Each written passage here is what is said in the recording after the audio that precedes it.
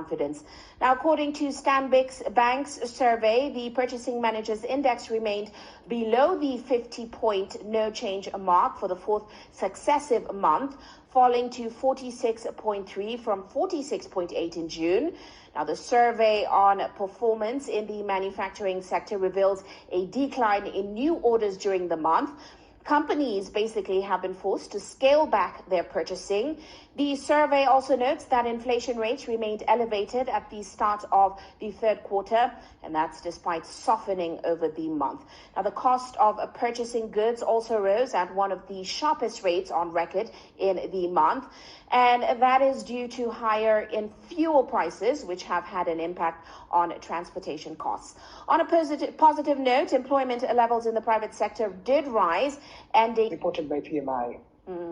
Well, it is interesting, as you said, even though these businesses are being forced to pretty much scale back, we are seeing employment activity in the private sector improving. What are your thoughts on why this could be the case?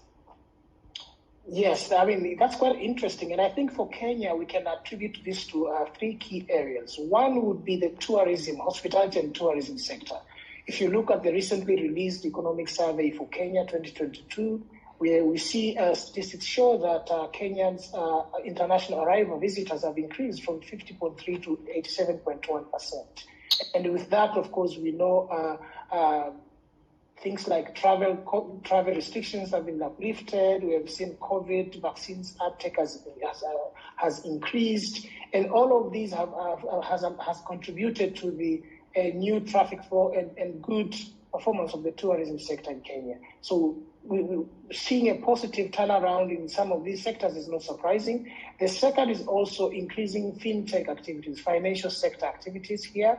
Improvements in mobile money, improvement in mobile banking, and other innovations that are happening in the financial sector could also be attributed to the new turnaround. And finally, the last element, KEPSA, the Kenya Private Sector Alliance, recently released a survey on CEOs' business confidence index in the country.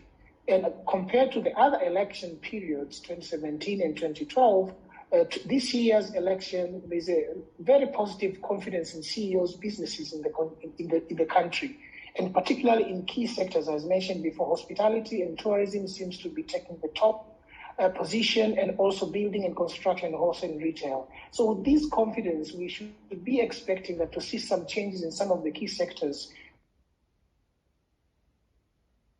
is not necessarily surprising.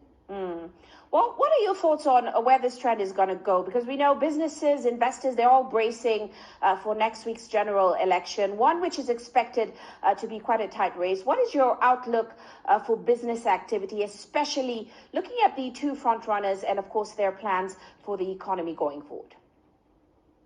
Well, under normal circumstances, we know that when there's general election, people tend to be very careful and risk averse. So we should expect to see business activities to slow down a bit, investors leaving the country, because we have seen that there's a history of violence during elections, not only in Kenya, in many other countries. So in terms of business activities, we should expect some slowdown a little bit. But what does it mean for the future of the country ahead of the election? I think we should also have, given that there's also confidence, very high confidence relative to the other elections, we should expect business to be booming after the election, maybe 6 months into the election, after the new government is settled in. But what is important is to make sure that the country is stable. So political stability will be a key predictor of how business activity will be forward.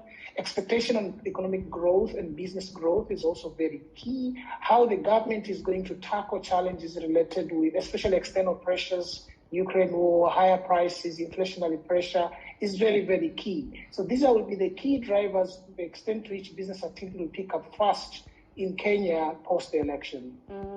Well, we're certainly watching. Thank you so much, sir, for those great insights. That, of course, is Anthony Mveyange, an Executive Director at the Partnership for African Social and Governance Research, joining us there.